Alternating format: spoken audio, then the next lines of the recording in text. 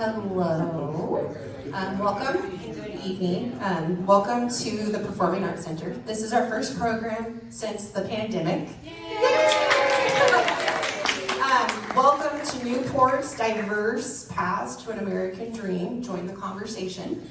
We have our wonderful moderator and our panelists. They're going to introduce themselves in a second. I would like to ask if you guys can turn off your phones or silence your phones. That would be appreciated. If you have a crying baby, please take your crying baby outside, Ted. We're gonna have food that's coming in at 7. That's part of the grant. So after we wrap this part up, we will transition to that. This program is made possible thanks to the support of Oregon Humanities, the National Endowment for the Humanities, the Oregon Cultural Trust, the Standard, Stoll Reeves LLP, the Oregon Coast Council for the Arts, OCCCA, and the City of Newport. So without further ado, I probably should introduce myself, huh? I'm Laura Kimberly. I'm the Newport Public Library Director. Bienvenido y buenas noches. Me llamo Laura Kimberly. Yo soy una directora de Biblioteca de Newport. Thank you, Laura. Good evening, buenas noches. My name is Alex Jumikinga, and I'm the moderator. I don't know how I got this role, but I'm here. Yeah. Well, so a little bit of my feedback. I was born in the country of Ecuador, and currently I work for the Olala Center. The Olala Center is a community-based organization in Lincoln County, and I'm the program manager of Arcoiris Cultural Rainbow. It's located in Newport. Our organization, Arcoiris Cultural, it's a cultural center that focuses on celebrating and supporting our underserved Latino, Latinx, Guatemalan, and indigenous populations of Lincoln County. So I'm gonna give the microphone to our panelists here, and we're gonna start with Jose. My name is Jose Hernandez. I'm a junior at Newport High School. Both of my parents are from Veracruz, Mexico. That's how I got here. They had to come when I wasn't born yet. I was in the womb when they came here. But yeah, I've been able to see how my parents try to achieve their dreams and the dreams for myself and my brother. Good evening, my name is Tracy Flowers. I'm with Grace Winds Haven in Newport.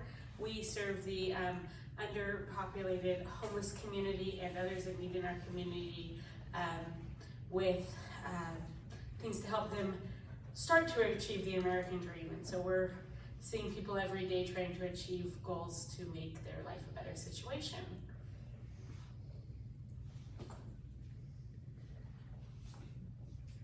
Hi, I'm Karen Gray. I'm the Superintendent of Schools for Lincoln County School District, and this is my 4th year as superintendent here, my 20th year as a superintendent, and my 43rd year in education.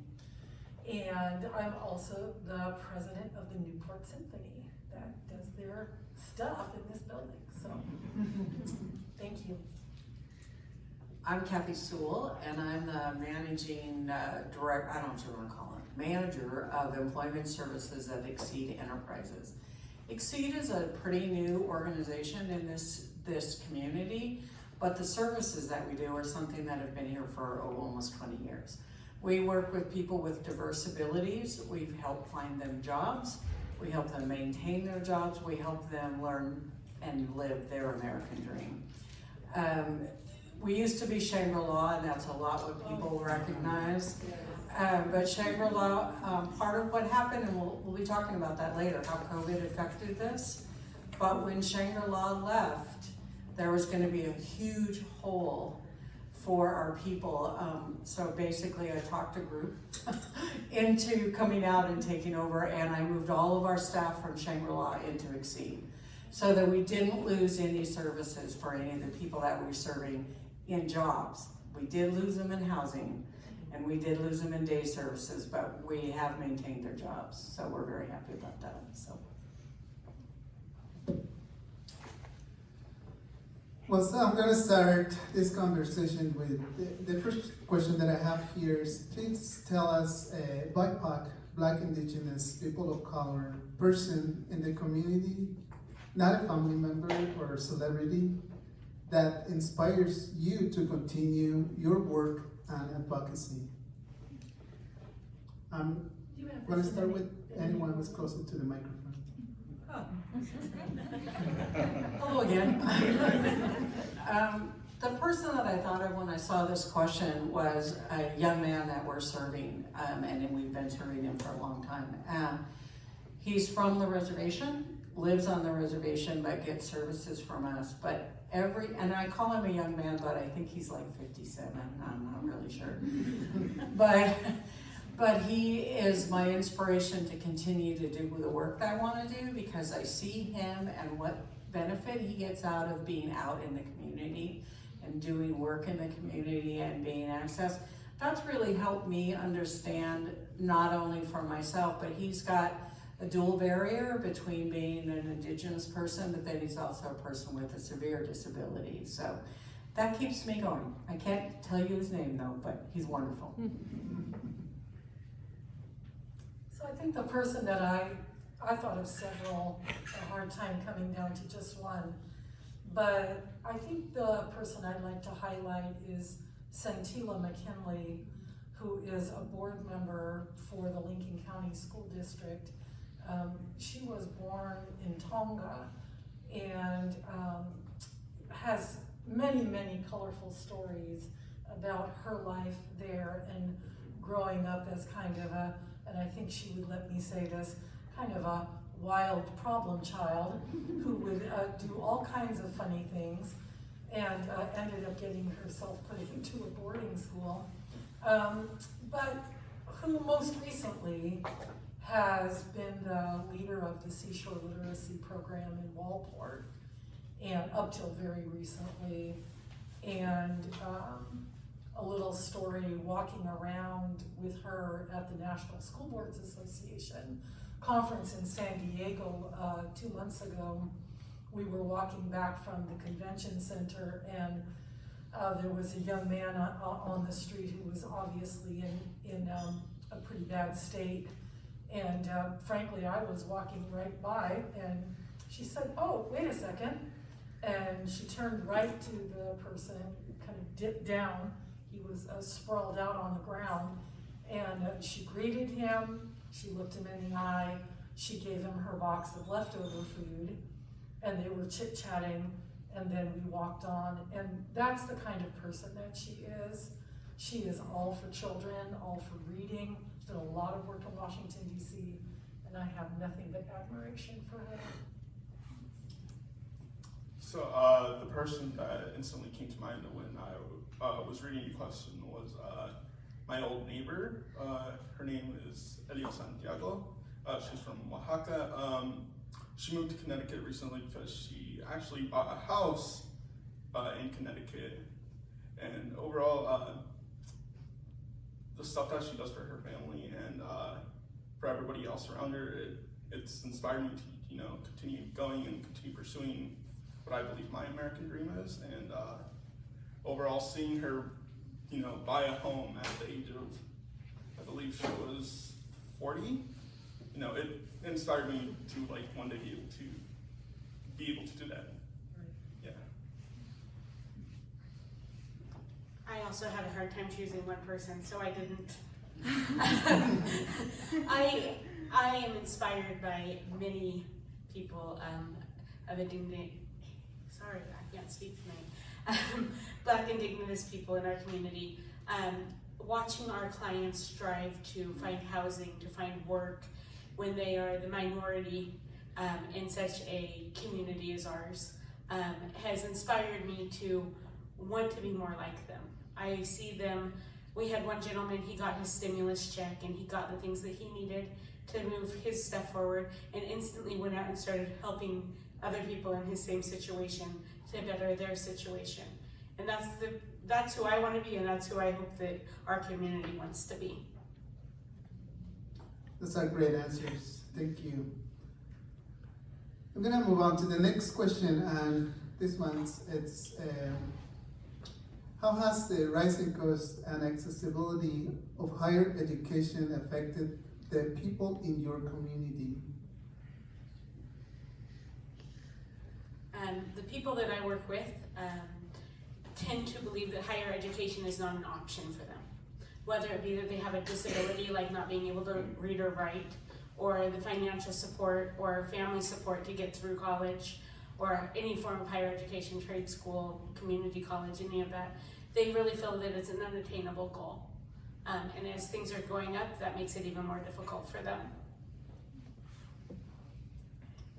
Like she previously mentioned, the rising cost has just, it's spiraled out of control, and I know my brother personally, he believed that he couldn't go to pursue higher education because of the rising costs.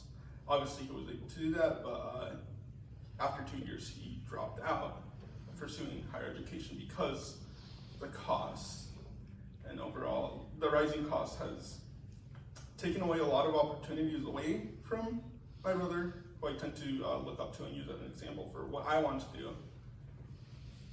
And however, I think if he continues working hard and just saving his money, I believe that he will be able to gain accessibility to higher education. However, the cost keeps rising, and overall it's a slippery slope. Yeah, we use the same kind of term, slippery slope, and kind of slipping further away for some people is what I've noticed. For me, when I look at the opportunities for our kids in our high schools, we talk about higher education as being one pathway, not the only pathway forward.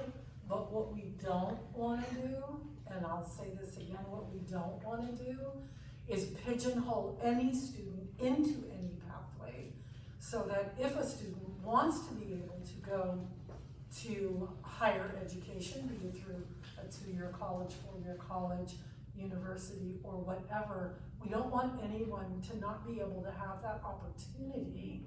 And I think with the rising costs, it's slipping further and further away for some kids.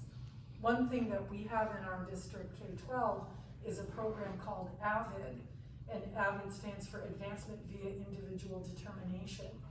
And the actual stated goal of this framework is decades of college dreams. And it's meant for, in particular, kids whose families, you would be the first generation to go to college. And kids that flow through the AVID system have a tendency to get more scholarships for more money and be able to go to college in a more likely manner. But just the rising costs are beginning to really separate people that are able to go to access higher ed and not.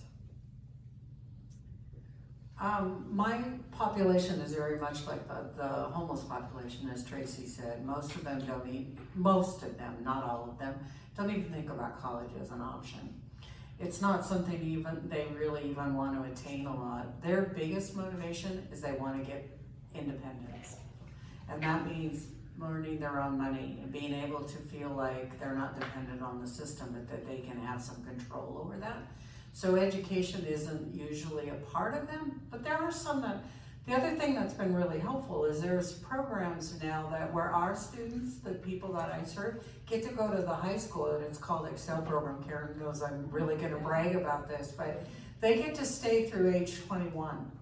And that is an amazing option for a lot of our people because it gives them more education, more chance to feel that they're educated. They get a lot more job, energy, and work during the Excel program. So even when they come to us then, our work is a lot easier because a lot of it's already been done. And that, I have to say, even though they don't go on to higher education, the chance they can go to 21 is a pretty amazing thing. And that we have in this county, so. So now that we talk about community, we're gonna kind of make it a little bit more personal. And the next question is, how would you define the American dream? do you believe in the idea of the American dream?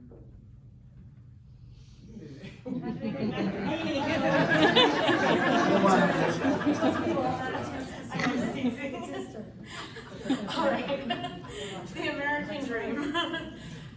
What is the American dream? You know, I think all of us have our own individual thoughts of what that is. Mine is stability, family, friends, community, and building partnerships and relationships with everybody that we're around.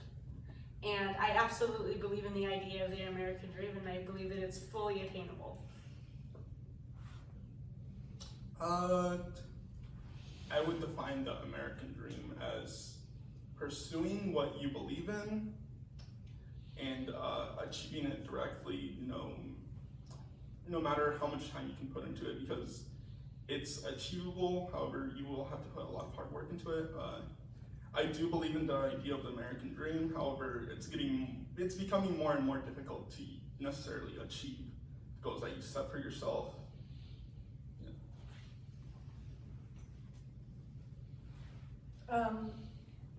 So this was really, we get the questions ahead of time, so we get an opportunity to kind of think it through a little bit. And I actually did a little research on the American dream just to see. So I'm going to read you something. The American dream is the national ethos of the United States. It is a set of ideals in which freedom includes opportunity for prosperity and success, as well as an upward social mobility for the family and children, achieved through hard work in a society with few barriers. And this is the definition 2022 out of Wikipedia. And it came actually from a 1931 book called The Epic of America, written by James Truslow Adams. And I am a little jaded with this topic, frankly. And I think that if we look at the Wikipedia definition of few barriers, I don't believe that that's the America we have today. So later on, there's some questions I think about, like personally, like is it, how this compares in our families with our grandparents and parents' view of the American dream. But when I'm asked to define it and do I believe in it, I'm not sure what it is today, and I don't know whose America we're talking about, because the America I'm looking at right now isn't an America like I have ever seen before. Wow, she led right into mine. I think that in the definition, when we're talking about the barriers to the American dream, I live and breathe that every single day. According to that definition, and according a little later, we're gonna again talk about what our parents thought or whatever, I don't see it that way anymore either. I have a hard time identifying it as something that I ever wanna talk about with the people I serve. Does that make sense? That's where I'm struggling right now, is that this is not a discussion, because when I do, they're gonna take one look at that and, it's just not there for them.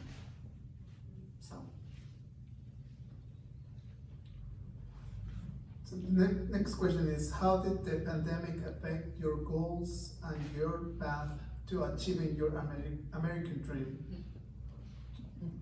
So it didn't necessarily directly affect my path or my goals.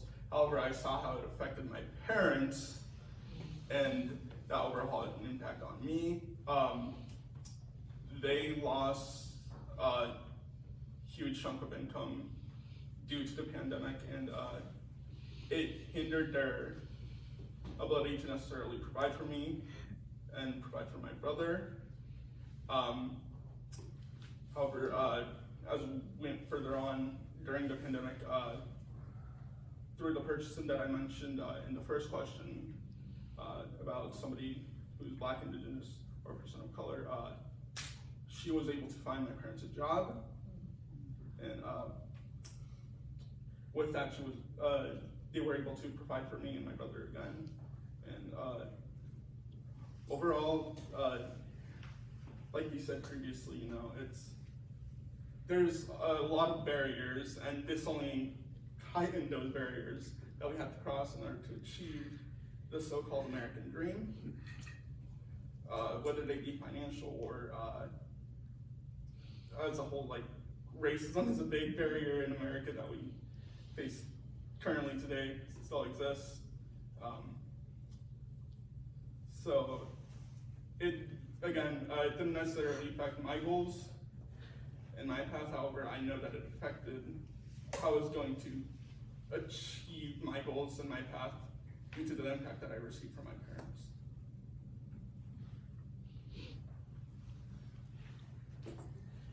The pandemic, it seems like a bad word around here. So the pandemic affected my goals and my achievements, because I hope to see bigger and brighter things going through the organization I work for and for my family. And obviously, as things have changed with the pandemic, with people being scared, with prices going up, with gas prices, with people getting sick, people dying, you name it, it has just affected the ability to continue to serve the population we do in the way that we had hoped. And so it's just gonna take us a little longer to achieve those goals, but you know, it didn't kill us, it's gonna make us stronger.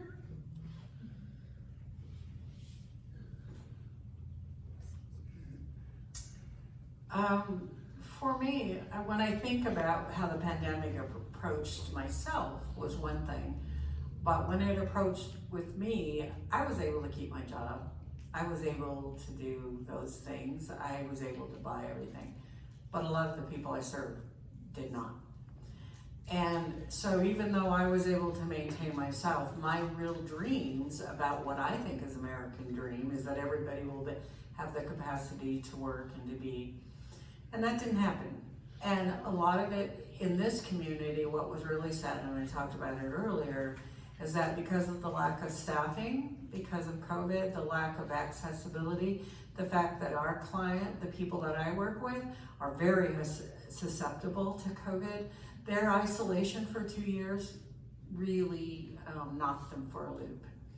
So much so that we had to shut the housing. We shut 7 houses on the coast and had to ship those people to other places. Some of them had been here 20 years. Not easy. We had to shut our day services completely. So the only like I said, the only services we now is keeping jobs. And you know what the funny part about that is? We were able to get them more jobs during COVID than we didn't. And why? Because they would work. They wanted to work. A lot of other people didn't. And they would go to work with their mask on and they would work hard. So, and their families were supportive. So there was that sort of dichotomy that I was able to keep them working. We've been getting more jobs now. The lack of staffing has actually helped my program. I hate to say that, but that it is. But so that's where that sort of goes to me, is like, if I can feel okay, but if I'm not, the people I'm working with are not, it makes it really hard to live my dream. So. Next, I'm gonna kind of continue Oh, this. sorry. Oh, sorry, go ahead. That's okay. Yeah. Feel free to skip me. Anytime. And I'll be brief. I have the same feeling around answering the question, that there's a question as to how the pandemic affected me as a person versus how it affected my entire school district of 5,500 kids and families, of which at one point 500 of them moved away. And recently about 300 moved back, but that's because we put up a K-12 online school. For me, I was in all the right categories to not have it affect me at all financially, frankly. We were considered essential personnel, and so our school district worked, and they worked continuously. There was never a point at which time we didn't work. Even when our kids were home, the teachers were at work. But I think it shook our district. So about, what are we at, May 19th? We're beginning to come out of it. And I could go, that is one I could do for an hour just on how the pandemic has kind of shook us is the word, the only word I can think of at this point. But the vision of the school district never changed, and all of the professional development and our school improvement goals never changed. We just kept moving them forward. And I think because of that stability and that consistency, we were able to keep the vision alive for the school district. With all of the ups and downs, I don't know how many times we were closing school, opening school, closing school, opening school. You're home, you're not, you're home, you're not. And I know you all know that because you're aware people, but I think that it definitely shook up the district and we're just starting to come back down. So I'm gonna continue with the question for you, Dr. Gray, and I have a couple of questions here, but I'm gonna go with this one that kind of connects that one. So in the last 2 years, how have the last 2 years changed the conversation we're having with particular underserved and underrepresented populations of students, families, and communities in the school district? And what has the role of community partners meant to the success and effectiveness of a school district to make sure that we are serving every child, every day, future ready? Thank you for, it's quite a complicated question, but I do understand it. And then the every child, every day, future ready is our motto, just so that you know that's kind of our North Star. So first of all, it taught us in the last 2 years that we don't do a very good job of communicating. And so we have really stepped up our game on the different ways in which we communicate and trying to find out what ways of communication with students, families, and community is actually reaching people. Because some of the old-fashioned ways that we were communicating were pretty ineffective. So it really caused us to look at ourselves and be able to determine why there was such a gap in communication in the district. And we've begun to try to ameliorate that and change some of our communication style. And in fact, we have. It's caused us to really think about having more forums online. So having opportunities for people to be able to meet in the different areas that we have. So this is, I don't need to tell you, this is a tremendously diverse community as a school district. And so we tailored some of our communication to the different areas and the different kind of personalities of the different areas. And we learned that because of the last 2 years of the challenges we've had in keeping kids in school and keeping kids safe and all the polarization of opinion in the county. And I couldn't stop getting hit from both directions for 2 years. I could not put my foot down right without having extreme criticism of the school district. Masks on, masks off, vaccines on, vaccines off. It didn't matter what we did. And then eventually it really led to some great partnerships. That's the good news. So I even sat down and just wrote down my partners. And this isn't a complete list, but I'm gonna read them off anyway. Lincoln City Parks and City of Lincoln City, Newport Parks and City of Newport, Toledo Library and City of Toledo, OCCC Walport Center. Those 4 all put up daycares for us, so our teachers could go to work and their kids were safe. County Public Health Services, we work with hand and glove with County Public Health, who by the way, is over the school district. So they get to tell the school district exactly what to do. Samaritan Hospitals and Clinics, Sodexo Custodial and Food Services for student transportation, Moe's Soup. They fed our kids. We served 1 million meals in the first year to kids and families with our buses and our staff. They gave us soup for those kids' lunches and people ate it up. Churches everywhere, Olala Center, Alex in particular, Jesus Hernandez from our shop in particular, and many, many more. It was a time where if we didn't help each other, we were going down. And remember, I'm new here, so You know, I spent the last 12 years in Portland, so I haven't been here. But conjuring up these partnerships has lasted to this day. We meet in recovery. It's a recovery group that is all businesses and the college and the school district. We meet once a month, and it's spurred on economic development. It's spurred on the Economic Development Alliance of Lincoln County. It has borne fruit by the fact that we have begun to work together to solve problems instead of the school district kind of being an island. So I feel like that's kind of how it's really affected us in some really good ways. Thank you. You're welcome. So the next question is, that's your view of the American dream differs from what your parents' view of the American dream was, or grandparents' view? So I'll start this question off. It's unfair to say that my parents necessarily had an American dream, because they came here for me and my brother to pursue our dreams, not necessarily directly the American one.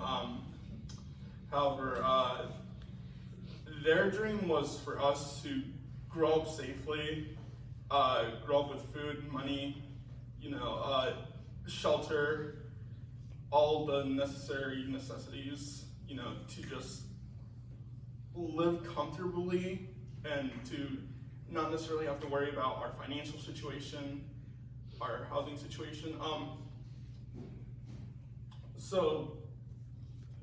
But personally, in my view, like Dr. Karen Gray previously said, it's hard to pinpoint like a definition of the American dream, because it fluctuates so heavily, and the goals that we can achieve fluctuate so heavily because of so many different issues, problems within our society. So my view of it as of now is just, getting through life, and finding and building a community that can support you, that you can support, and that just supports each other,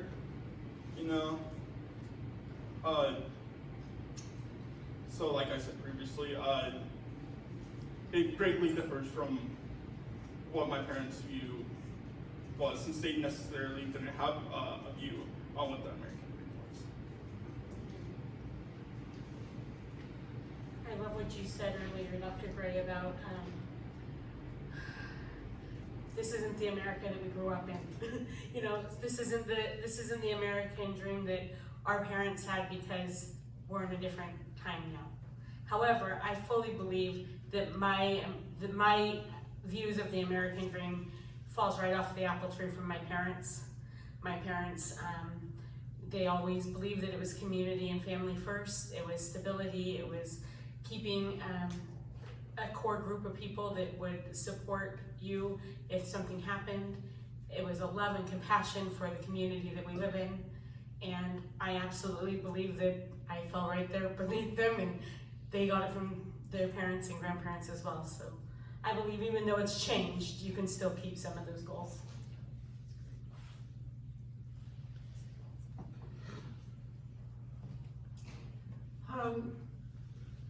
My parents were the blue collar, they didn't have an education, either one of them. They worked very hard. My father did civil engineering work without having a degree. I'll never forget him. He came home one day and said, "Man, I was sitting in the middle of this group of people, and they're all engineers, and they're supposed to be building these antennas." And he goes, "And the only person in that room that could actually build that antenna was me." And that was such a weird experience for him, and he shared it with all of us, and it was true. He built foreign broadcasting, which now are obsolete, by the way. But he built foreign broadcasting all over the world. He got to travel, he got to do all that, but he worked hard, and he never had a degree, so he never expected us to have a degree.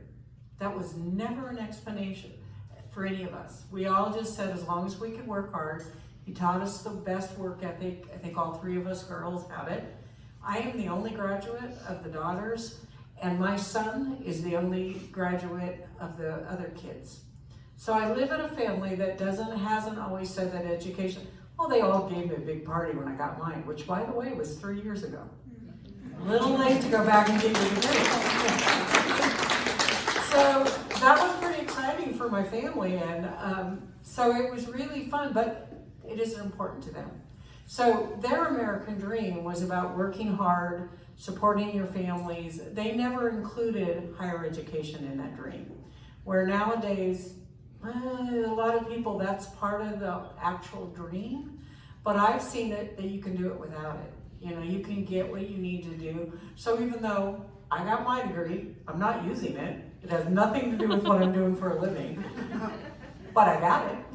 So, I think definitely the American dream view is very different from my grandparents to my parents to me. My grandparents were escaping Eastern Europe so they didn't get killed. So coming from a Jewish background, they were Polish and Russian and escaped to the United States to not get murdered in their beds. So that was a big reason for them to try to get here, and they lost a lot of their family who did not make it here to Brooklyn, New York, which is where I'm from. For my parents, my father didn't speak English until he was in his teens because he attended a yeshiva, which spoke Hebrew and Yiddish, and my mother spoke better English than my father did. And neither one of them got an education. My dad was a TV repairman, and my mom was a stay-at-home mom, and their view of the American dream was to move to Long Island and have a house with a picket fence and a couple of kids. And eventually, I had a brother that passed away, and my parents escaped to Hollywood, California, and decided that's got to be the right place because there's all these great actors. And so we ended up in the Hollywood Center Motel, which is nothing but drunks. And we kind of grew up in that hotel, and we loved it. It was hilarious. And, you know, I could go on and on. But there, you know, eventually, my mother, who never graduated high school, she got married at 17 to have us kids, she went back and got a master's in speech pathology. And so that kind of spurred us on. My dad founded Printronix, which is a multi-million-dollar computer industry in Irvine, California. So these were like bootstrappy people. And they raised two girls who the only way out of the house was to get married, and that's what we did. So my American dream was actually to just go to school. I wanted to go to college, and I wanted to be a speech pathologist like my mom. And that's what I did. So that American dream definitely morphed over time. And I think since that time has also continued to morph and change. Great answers. I'm learning so much today. That's good. Me too. So, has your view of the American dream changed over time? If so, how or in what ways? I can be honest, I was raised a very liberal hippie. So American Dream was never a part of my discussion in my life or even what I aspired to. So it's always been, I've always been sort of outside the dichotomy or whatever you want to call it. And because of that, I've created my own idea how I want to live in my life and what I want to do, and it's not defined by anybody else. That's the way I now view the American dream. I hope everyone cannot be defined by society's expectations of who they are. I want them to be able to live out what they want to do, not what someone else designs for them or says they should do. I really hate the word should, because it's really about our personal choices and what do we do in our lives. And that's how it's changed for me. I basically grew into that just because I always tell everybody, I can do every peace symbol you've ever heard of because I was really into the whole thing. But I've also watched my son develop his own personal dream of what that means for him. You know, he's a photographer. I thought he was going to be a starving artist. You know, I thought, oh, but that's what he wanted to do. Well, not only is he being successful at what he's doing, he's managing his own magazines. He does a lot of work, but it's his dream. It's not what was defined by anyone else for him to do. And that's really important. And that's what I feel for the clients, the people that we work with right now.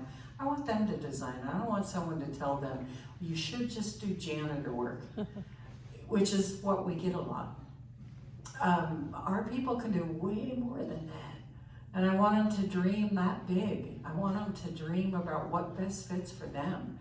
And by the way, one of our favorite partners is Sodexo, because during that time when they had all that, our people were working for Sodexo, helping the school districts. So, Okay, sorry.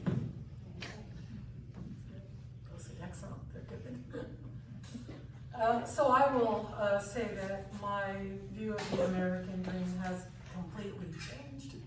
I always believed if you worked hard, persevered, brought yourself up by your bootstraps, you could have, you know, a chicken in every pot and a car in every garage. And I have learned in my 64 years that that's just not true. There are barriers that are put up against people, and there are glass ceilings everywhere. I can talk about that with race, ethnicity, socioeconomic status, and gender.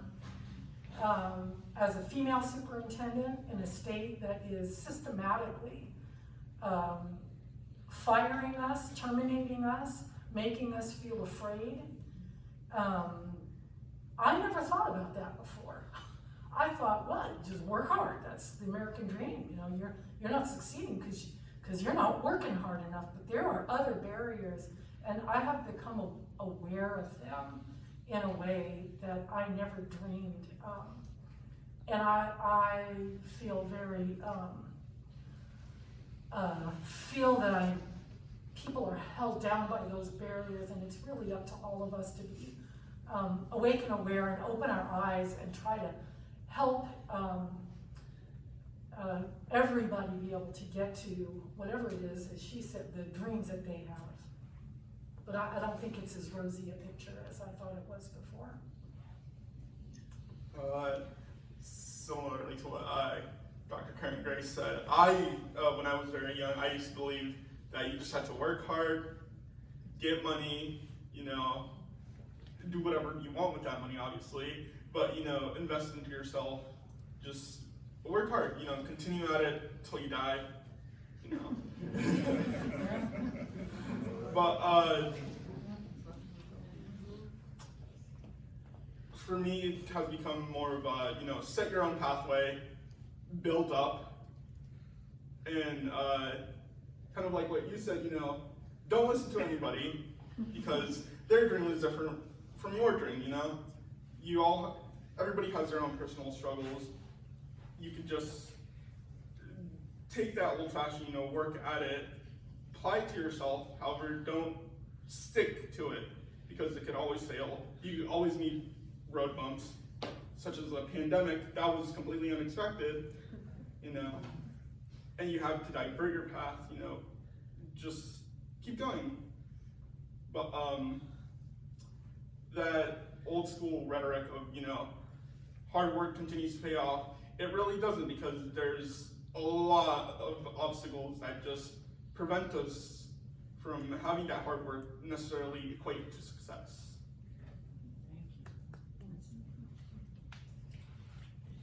Absolutely, I believe that my view has changed over time. As I work with the population that I work with, I tell everyone that walks through our door as they're doing their very first time meeting us, what you need and what you want and what you desire is totally different than what the next person who walks through my door is. So you find your American dream and you follow your path, and then you find the community that will support you through those things. When I was growing up, I was raised that, you know, we were just peachy keen, everything was gonna go great. You worked hard, you did, you know, just like they all said, you work hard, you make a living, and that's not what everybody's out here looking for. Not anymore. There's a different path for every single one of us. And so the American dream changes with each person who walks through my door. So my vision of the American dream changes every day. So do you believe that you accomplished your version of the American dream? I don't think I'm finished yet. I don't think it ends, does it? I think we're there until the end. And so I hope that I'm accomplishing things along the way. And I hope that I'm making a better situation for myself and my family and my community as I'm doing it. But I don't think it ever is fully accomplished. You know, I'm 17.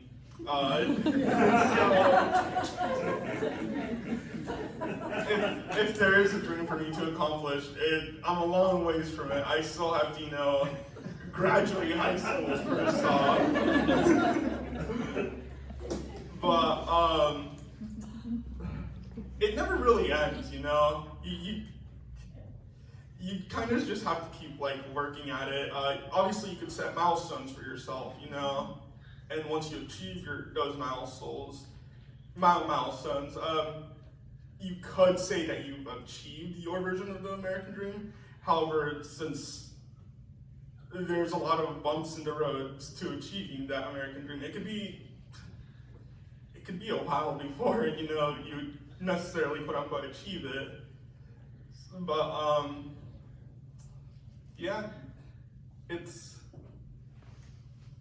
hard for me to say, obviously, since I'm so young, that I'll ever really accomplish it. However, you know, like I said, placing down those milestones will allow me to feel some sort of accomplishment out of the American dream. You have a wildly different panel up here. Different places we are in our lives, which really makes it interesting, I think. I don't think it was ever my version of the American dream to be a divorced mom with 3 kids. You know, trying to survive on a teacher's salary in Coos Bay, Oregon. I'm not really sure that that was kind of my little girl's dream. At one point I wanted to be a singer and a tap dancer and a Playboy bunny. Really strange, I don't know where that came from. And then, of course that didn't happen, but you know, and I was a violinist and played in many orchestras. And, but I never dreamed, you know, that part of my life would be that, you know, I wouldn't be married and I'm raising my 3 kids. And I was also, part of my dream was being fairly ambitious, as you can imagine. I always thought that was, there was nothing I couldn't do, and did whatever it was I did. But my version of the American dream has become something different for myself, in that rather than ambition, I managed to raise 3 kids, and I have 4 beautiful grandchildren. Ages 7 through 24. I mean, just, you know, that's really the American dream to me. The American dream to me kind of culminates for me in some peace and quiet. I really feel like that's the American dream for me at this point, if we're asking for mine. Personally, I think just being able to have a little bit of peace, a little bit of calm and tranquility about the world would be a really nice dream. Hope it happens. My American dream is world peace, so I'm not sure where everybody's nodding there. Well, that's, since I can begin, I'm a pacifist, and from my very beginning of my being, I have been protesting wars and protesting everything. So that was my American dream, that I was going to live in America that supported world peace. We aren't. We don't. So, no. If I were living up to what I wanted to do when I was younger, no. But I'm also with Karen. Now that by the way, I'm the oldest one on the panel. I'm 69, should be retired. Not a part of my American dream. But I feel that right now in my life, and I think it's something a lot of us really want, is calm. Nothing in our society or where we live or what we do, it's so hard to find calm. And that's what I want. That's what I want left in my life, is some calm. So I think you answered the last question, because the last question was, what is the single most important thing in your future? I'm just going to say that I have a community where all of the people I'm working with right now can keep jobs, find jobs, that the barriers that are put up by people that stop them from getting jobs, that will fall away. That is definitely my wish. I will keep doing this job until I feel I live in a community where I can walk into any business and they will work with me to find this person a job. That I won't have to go through the barriers and the no's, I can't do that, or it's just not for us. I want to live in a community where that isn't the words I hear. Yeah, that's a future I want to live in. I think that's really, really well said. I think the single most important thing for my future, I'll answer this two ways actually. I'd like to say what the future for the Lincoln County School District would be. And that would be something very similar, which would be that every child would be able to graduate from our school district ready to do something, ready to have some kind of life that they dream of, and that we've given them the way to make a choice. The whole thing to me is about choice and opportunity, that we give every child a way, that graduation is literally the beginning of being able to walk off and have some kind of plan, even if the plan is to go experience the world and go get a job somewhere, but some kind of plan that would lead to some kind of social health for them, that they would be able to make enough money, whatever that means to them, to be able to live and eat and have shelter and try to suss out what their dreams would be. I hope that that's something that we would do. For me, I hope it's that in my cosmology, that I don't have to be reborn into too many more lives to go through what I've gone through in my life and try to do a better job.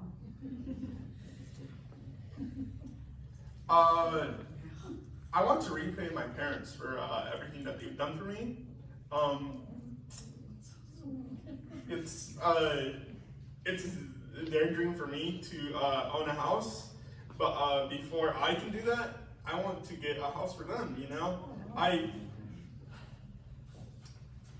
when I'm going to with what I want to accomplish, I want to accomplish it for them. I like putting others before me because it makes me feel like I'm giving back to them for everything that they've done, you know? So yeah, I just wanted to repay them for, you know, teaching me everything about life, you know, spending a lot of money on me, because obviously kids are expensive. Some of them. So yeah, I want to pay them back for everything that they've done for me and my brother, you know, yeah.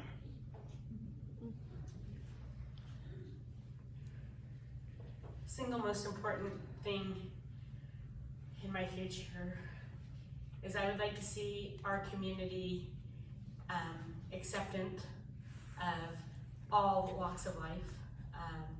Ones that have criminal pasts, ones that have struggling past, ones of abusive past, ones of disabilities, be able to find their spot and become successful with a hand up from each one of us, and see them be able to make the steps forward to obtain jobs if that's their goals, obtain housing if that's their goals, obtain whatever goal that they have, whether it's a higher education, you name it, they'll be able to obtain it and have a community that supports each and every one of them. That concludes all our questions, and we're gonna give the opportunity to the public if you have any questions, any follow-up questions, or anything that you wanna ask our panelists here. Just make sure you're close enough to the microphone. Yeah. we still have a little bit of time before we move on to our delicious dinner, so.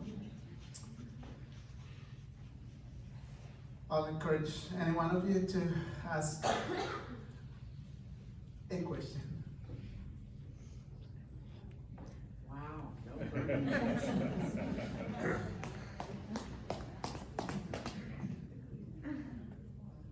Why did you agree to be part of this panel?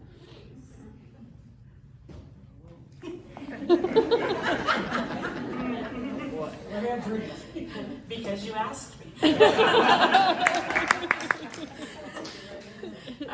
First off, because you asked me. Second of all, because I believe that we're a community and we need to partner as a community. And that means when a community member asks you to do something, if you have the ability to do it, you should offer to do it. So here I am.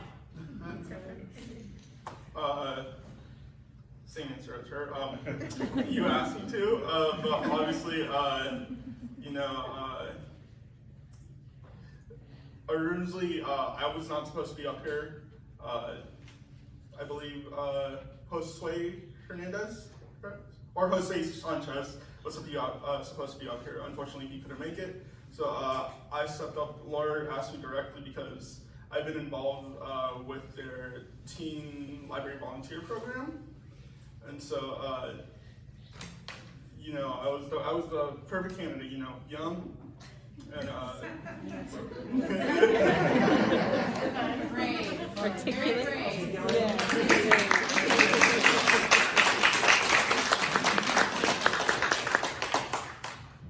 And I agree, anytime you have an opportunity to talk about diverse pathways in our community begins to open the light and bring awareness to, what it is that we can do.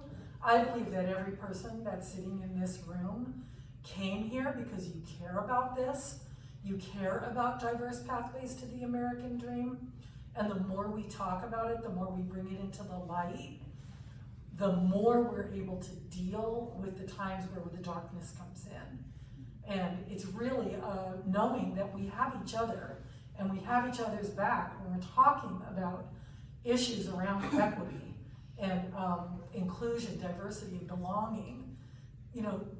When you ask, we're going to come. We're going to heed that call because the trumpet is being sounded here in Lincoln County to bring us to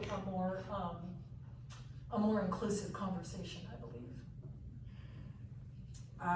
I think, well, I said yes because again I was asked, but secondly, because I love library people. And I'm really honest. When somebody from the library wants to include me in a conversation, I'm there. Because there's something about library people. I'm telling you, one of my best friends just walked in back there, and library people are so amazing because their brains think so inclusive.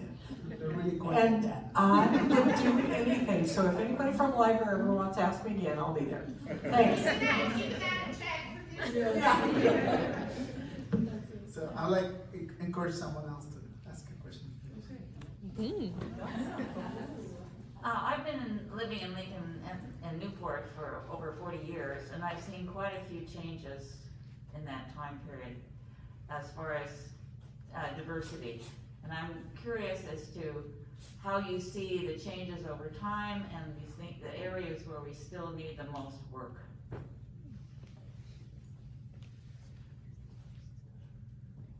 Don't make us jump the line here.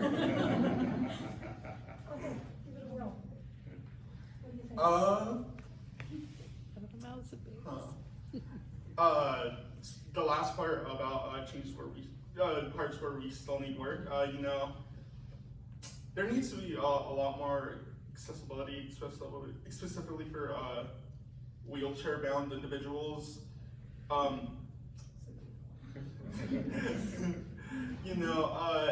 often see, staircases, and I'm very confused as to like, hey, why isn't there a ramp here?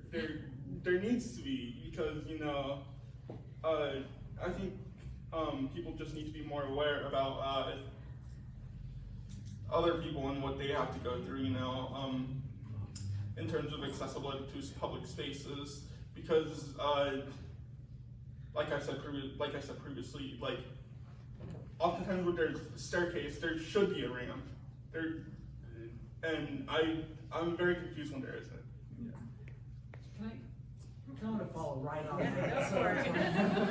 As you can tell, that excited me. I have to tell you that I went to look for a place to rent for an office space, and there wasn't a place in town that was accessible that I could rent that would make it so that my people could come in and visit us at the office.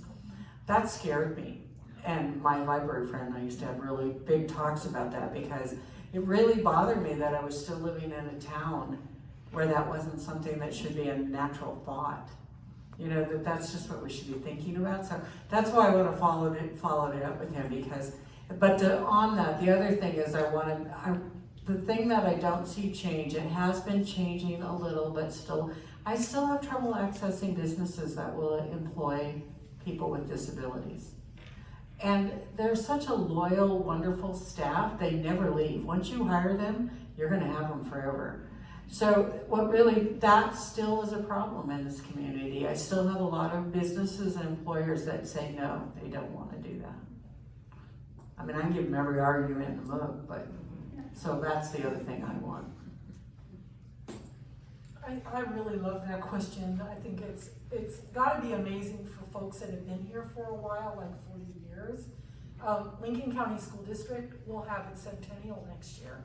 We'll be 100 years old, and we're gonna have lots of nice, wonderful celebrations.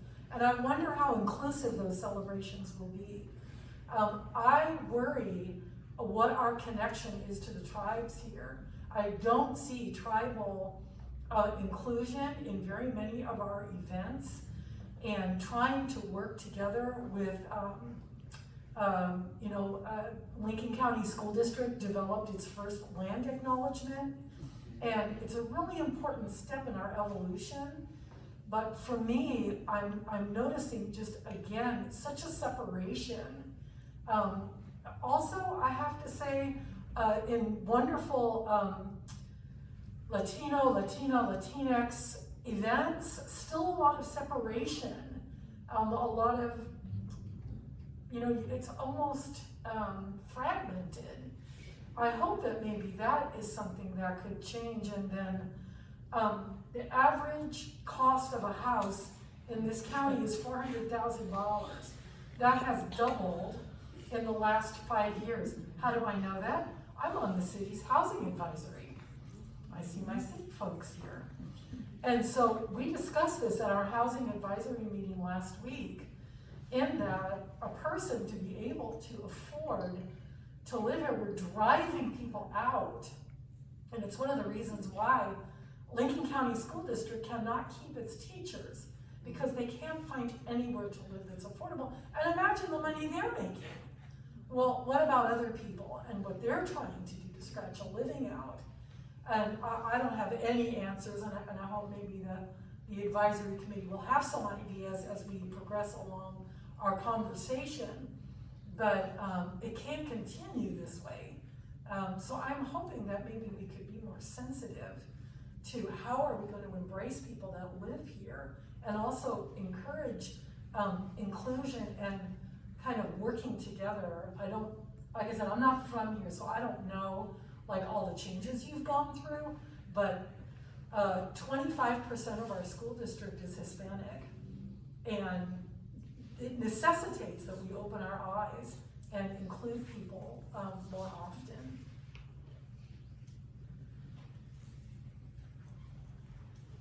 Awareness and inclusion. It's so important to be aware of everything going on, whether it be different populations that we have with homelessness, with disabilities, with kids that are in foster care, and I mean, there's just so many things, and we need to be aware of each one of them, and we need to include each of those groups in our conversations, in our partnerships, and everything that we're doing. One of the things that I really have seen as a barrier is, again, the job situation. I mean, I have guys that are begging for work. They have gone and they've gotten their IDs, they've gotten their birth certificates, we've done all the baby steps to get them a job, and then nobody will hire them because they don't have an address that isn't a shelter address. Or they have something on their record from 25 years ago that destroys them for the rest of their life. They've gone to counseling, they've done everything they need to do to make themselves a better person, and nobody will accept them because of something they did when they were 18 years old. We have a man living in our community right now who has been on the street since he graduated Newport High School. He's now in his 60s. He did a crime when he was 18 years old, and he's never been able to get a home again. Those are the things we need to be aware of. Those are the things that we need to be talking about. Those are the things as a community we need to be focusing on. Thank you, Tracy.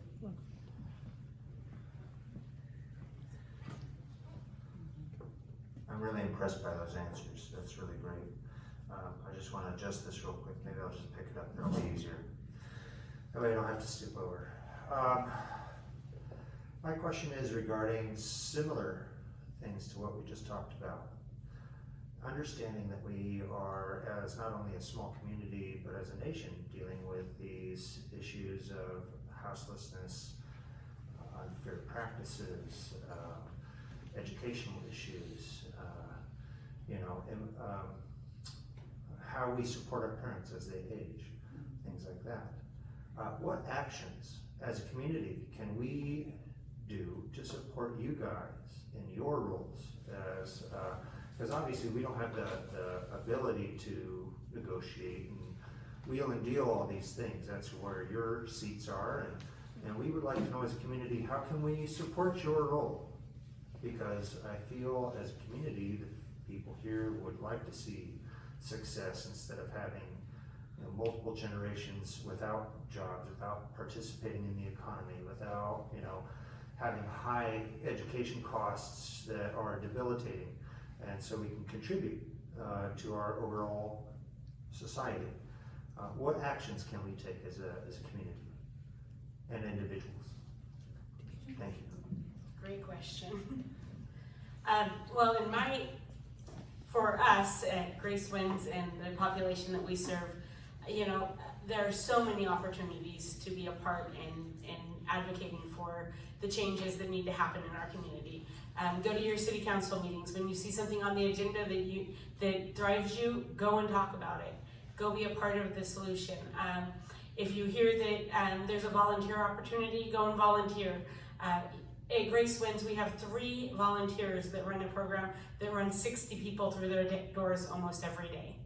We serve 60 lunches. The other day we served 13 new individuals and 60 lunches by noon with 3 volunteers. And what that says is there's a need for help. There's a need for more people to be involved. I know that a lot of you guys have jobs. I know that you can't be there for that. But there's other things. There's fundraisers that are going on. Be a part of those to get the funds and to help people get IDs, to help people get birth certificates. I mean, all of those things cost money, and that's one of the barriers that we've been talking about tonight is jumping over those barriers. Those sound like little things to us that can just go and do it, but to some people, those are the hurdles that can't get them anywhere. So just be aware, and I always encourage you, like if you see somebody on the corner, I don't encourage you to give them money, but I encourage you to have a conversation with them.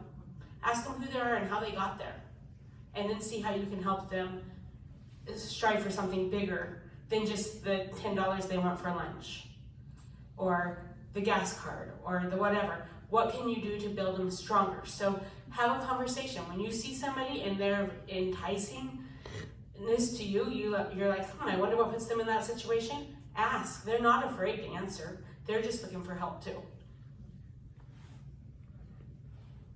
I think in order to address some issues within our community. I think more public advocacy is needed, but alongside that,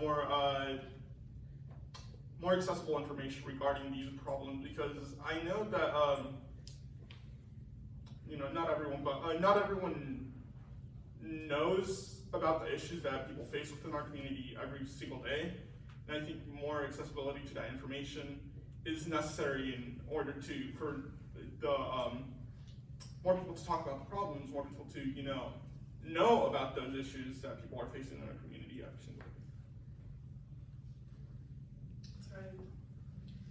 I think some ways that, in particular to the school district, there are many ways for people to get involved and help out kids.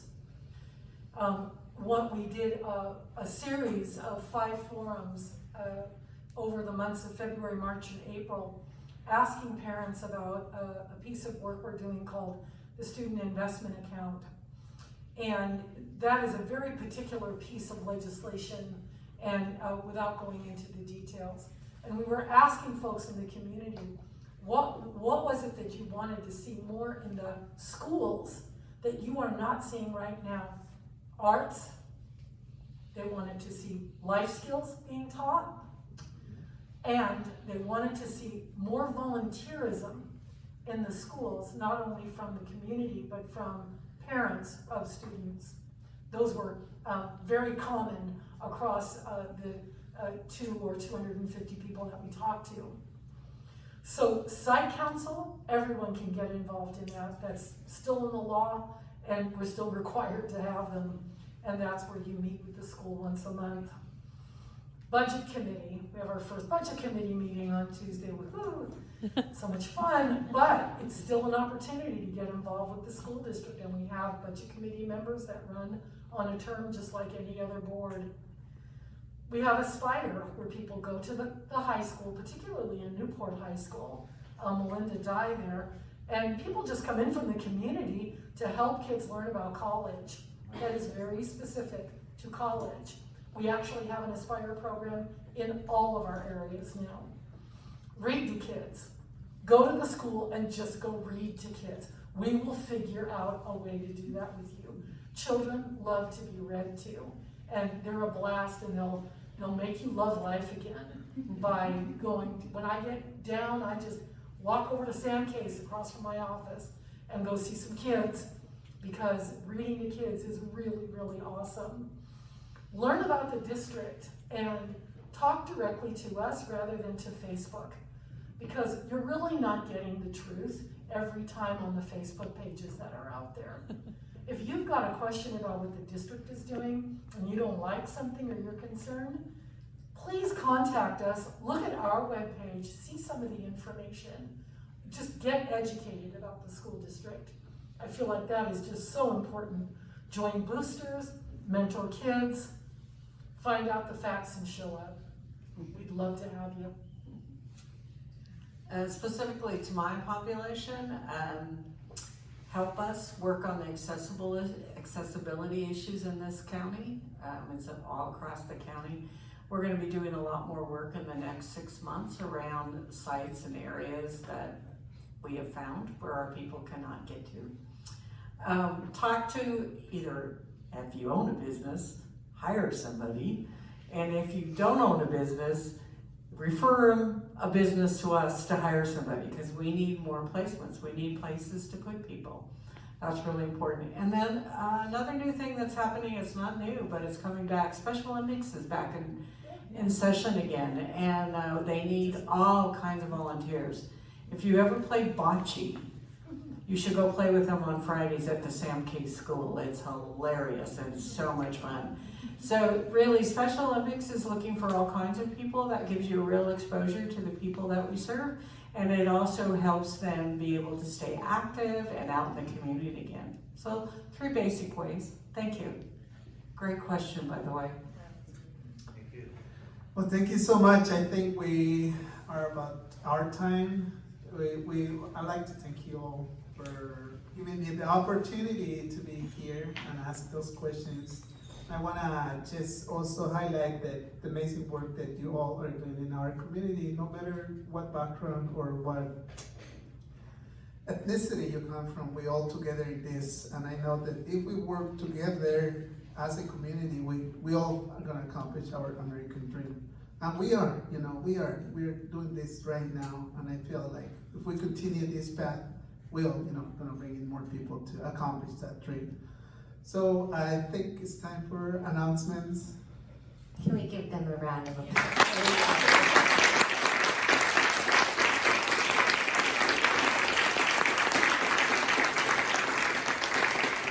So we have a survey at the back table. It's in English and Spanish if you guys would be willing to fill that out for us. This is the first big event that we've had since the pandemic. We would appreciate your feedback on future events. We're hoping to have more events like this in the future. We also have food and drinks available, non-alcoholic. Sorry guys, this is a library event. So if my staff can go and get ready. This is once again part of the grant that we received. I would like to thank you for taking some time out of your busy schedules to be here and be part of this conversation. And another round of applause for our wonderful moderator, Alex.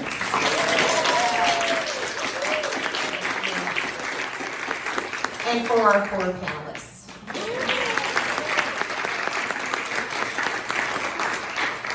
And now, let's enjoy some food. And take you to the Newport Library.